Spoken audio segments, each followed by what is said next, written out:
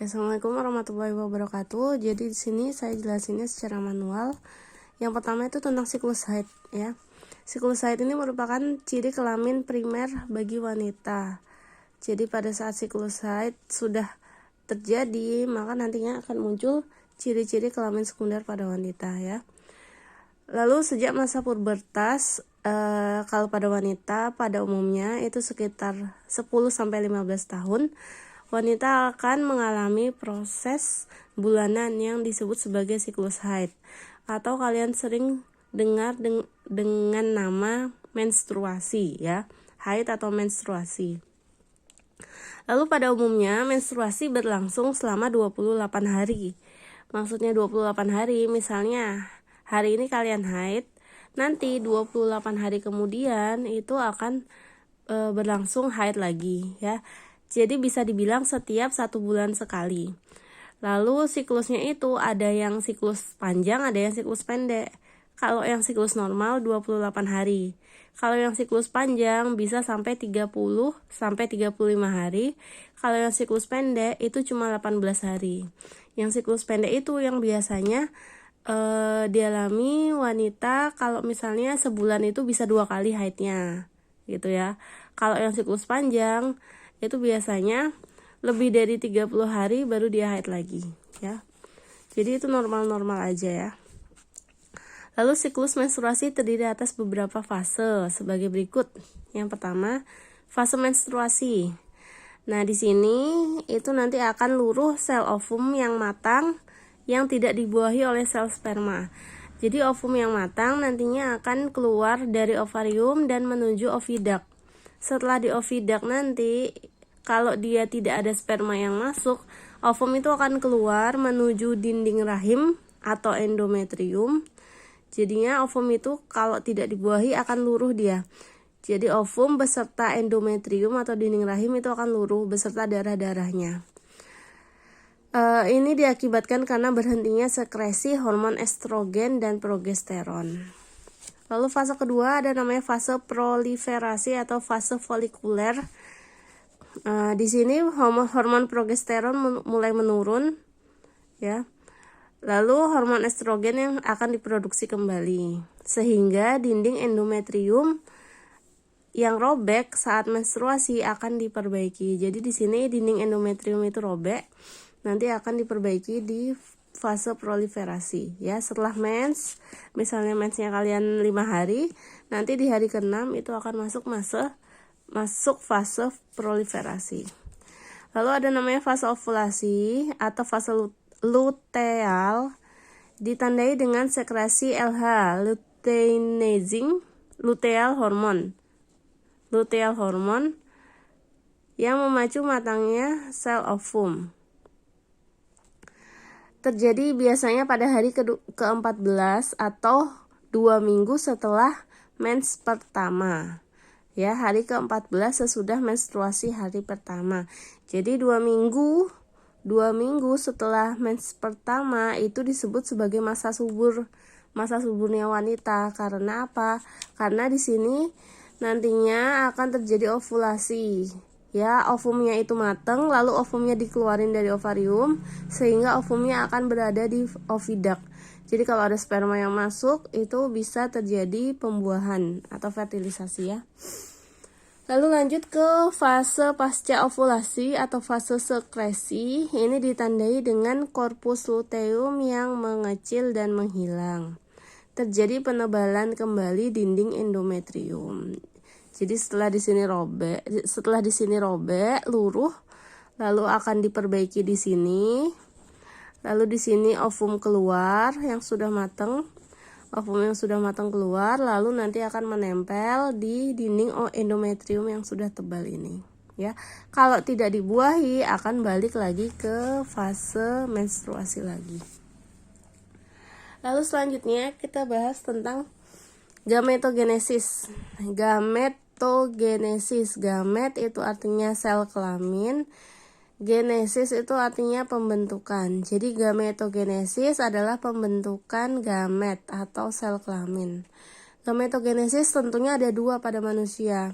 Karena kita ada perempuan dan laki-laki. Jadi jenis gametogenesisnya itu ada 2.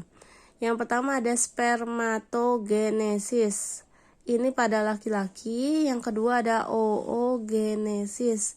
Ini pada perempuan. Lanjut, yang pertama kita bahas tentang spermatogenesis. Sperma itu sel kelamin jantan. Genesis adalah pembentukan. Jadi spermatogenesis adalah proses pembentukan gamet jantan atau sel sperma yang ada di testis. Jadi proses spermatogenesis ini di testis terjadinya. Lalu bagaimana prosesnya? Ini gambarnya ya. Nanti kalian gambar seperti ini. Yang pertama ada sel induk sperma atau spermatogonium. Nantinya akan berkembang menjadi spermatosit primer. Spermatosit primer melalui pembelahan mitosis akan membentuk 2 spermatosit sekunder, ya. Setelah itu spermatosit sekunder akan membelah secara meiosis membentuk 4 spermatid, ya. Jadi dari spermatid ini nantinya akan berkembang menjadi spermatozoa atau sel sperma. Jadi ini spermatozoa. Lalu ini 2N, ini sifat kromosomnya. Kromosomnya bersifat diploid. Ini diploid, ini sudah haploid. Ini sudah haploid semua sampai bawah ya. Lalu lanjut, sperma terdiri dari sel sperma dan cairan semen. Ya, kemarin kan sudah belajar tentang cairan semen. Jadi sperma itu terdiri dari spermatozoa atau sel sperma dan cairan semen. Ya, jadi yang keluar itu sperma namanya. Tapi kalau diteliti di bawah mikroskop, di dalamnya itu ada sel sperma. Lalu ada cairan semen. Cairan semen itu yang berwarna putih susu, ya. Lalu struktur sel sperma terdiri dari struktur umumnya ada kepala, leher, dan ekor. Jadi gambarnya seperti ini, sel sperma. Ini ada kepalanya bagian ini. Lehernya kecil di sini ya. Ini leher. Lalu ini bagian ekor. Sel sperma ini aktif bergerak dia karena ada bagian ekornya. Jadi bagian ekornya ini berfungsi sebagai alat geraknya. Lalu di sini ada mitokondria. Mitokondria ini fungsinya untuk memberi tenaga atau memberi energi kepada sel sperma supaya bisa bergerak. Jadi di sini dia akan memberi energi ke ekornya ini sehingga ekornya bisa bergerak secara bebas. Lalu yang pertama ini akrosom. Nanti akrosom ini akan membantu membukakan lapisan sel telur supaya sperma ini bisa menembus sel telur.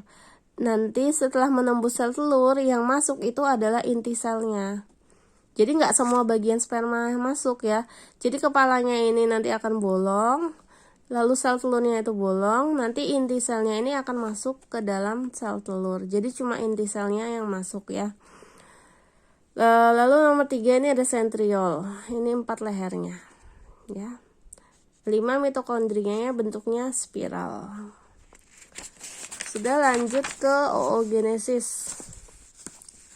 Oogenesis itu adalah proses pembentukan gamet betina atau sel ovum atau sel telur yang terjadi di dalam ovarium. Gambarnya seperti ini ya. Ini agak sedikit berbeda dengan spermatogenesis tadi. Kalau oogenesis, yang pertama itu nanti ada oogonium atau sel induk ovum yang akan berkembang menjadi oosit primer. Oosit primer akan membelah secara mitosis membentuk oosit sekunder. Ya, ini masih oosit sekunder namanya ya. Nanti kalian gambarnya satu oosit sekundernya besar, satu oosit sekundernya yang kecil. Lalu nantinya akan membelah secara meiosis. Nah, oosit sekunder yang pertama akan menjadi ootit.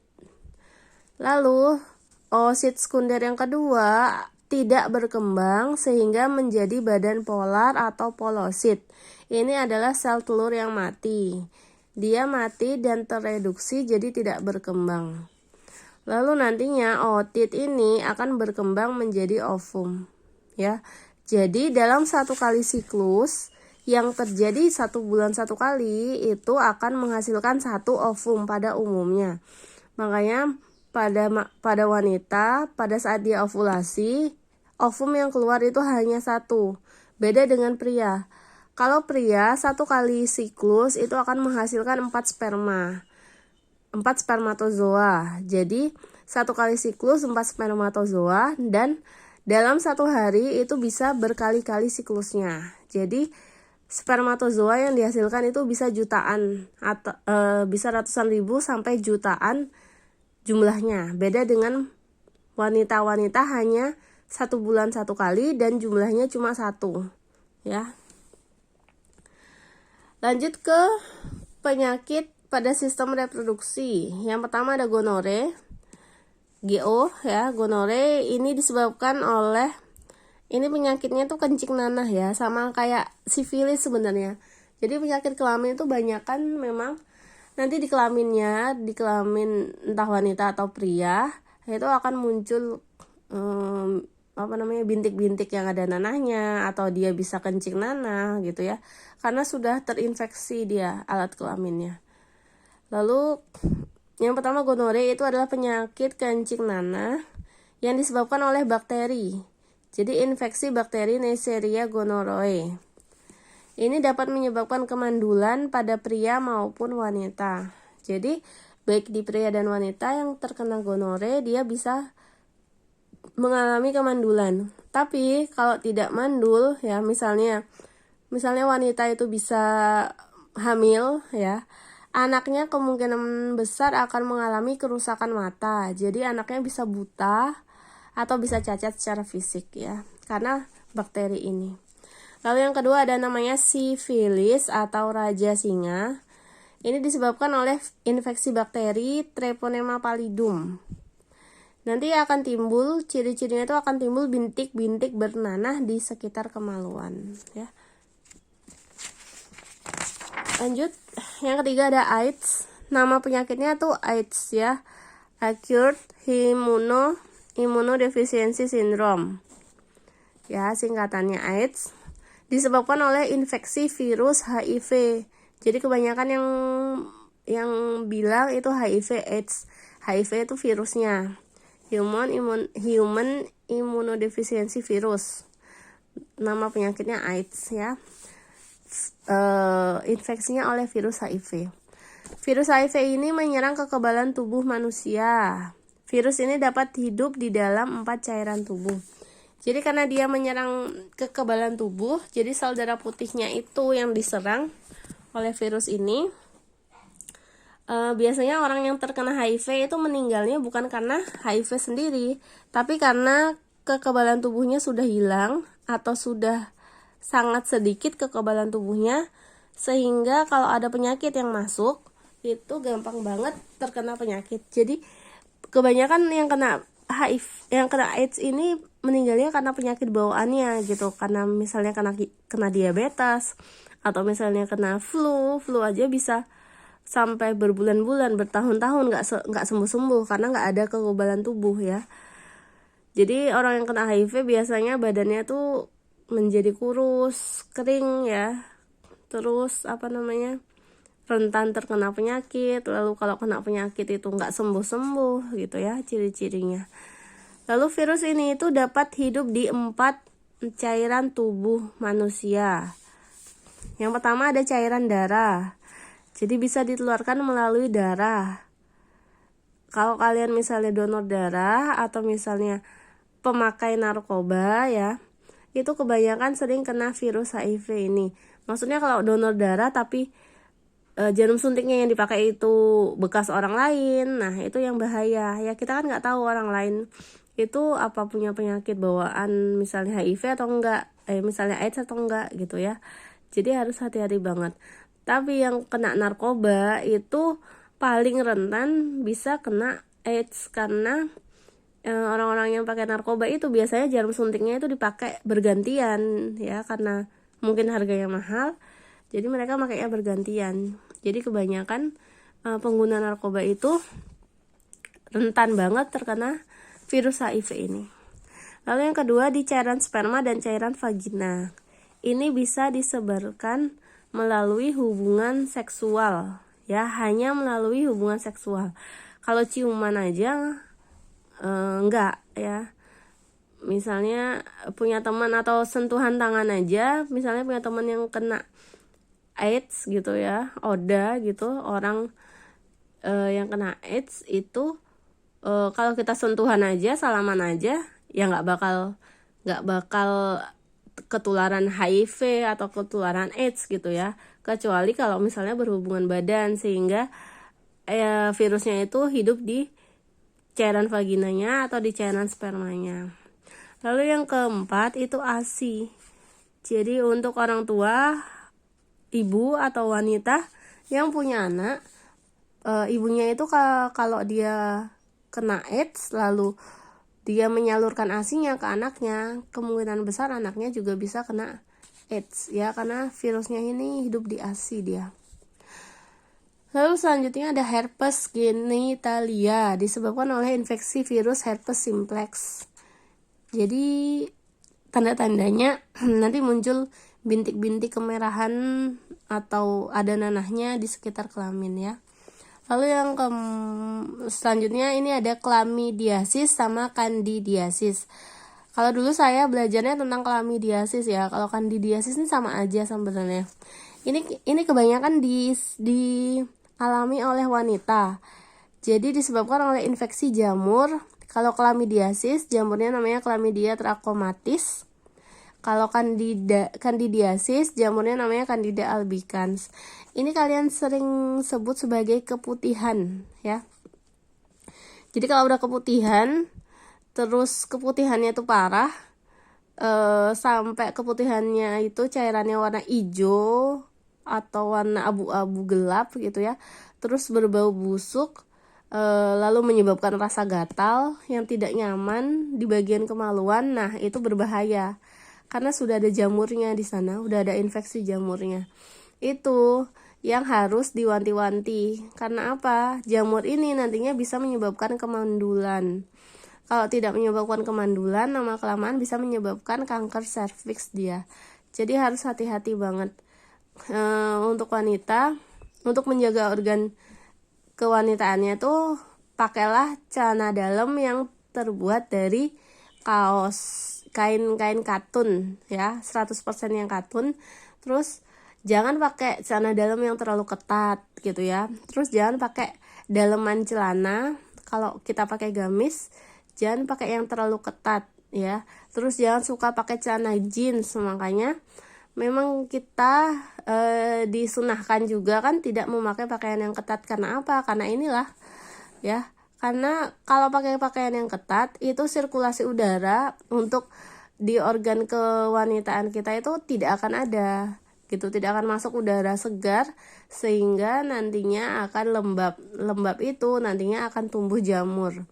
Jadi kalian bisa survei sendiri sih, tanyain untuk orang anak-anak yang remaja yang lebih suka pakai celana jeans ya atau legging yang ketat, itu biasanya lebih sering kena keputihan dibanding dengan anak-anak cewek yang suka pakai gamis lalu dalemannya tuh lebih longgar gitu ya.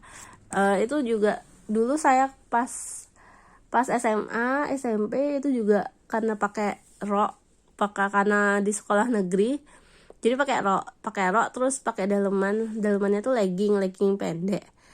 Nah itu dulu sering banget kena keputihan ya. Jadi keputihannya tuh baunya memang apa ya, keputihan ini banyak dialami oleh remaja-remaja sih sebenarnya. Karena apa? Karena sekolah dari pagi sampai sore ya, itu tidak ganti celana dalam. Padahal kalau ganti celana dalam itu baiknya sehari 3 kali gitu. Lalu dari pagi sampai sore sering keringetan, banyak aktivitas, nah itu sering banget menimbulkan keputihan ya. Jadi kalau saya sekarang karena udah pakai hijab, udah pakai gamis, nggak pernah pakai celana lagi, maksudnya nggak pernah pakai jeans lagi, itu udah nggak keputihan. Jadi keputihannya normal ya, keputihan wanita normal itu warnanya bening. Kalaupun warnanya putih susu itu tidak sampai mengental, menggumpal, tidak sampai warnanya sampai hijau tuh enggak. Jadi keputihan kalau normal dia biasanya bening atau warnanya putih susu tapi tidak mengeluarkan bau yang busuk gitu ya. Udah sekian aja dari saya. Nanti contoh-contoh kalau mau cari gambar-gambarnya, penyakit-penyakitnya ini bisa langsung googling aja ya, biar hemat kuota. Udah sekian dari saya karena materinya sudah habis. Nanti insya Allah minggu depan ulangan ya. Assalamualaikum warahmatullahi wabarakatuh.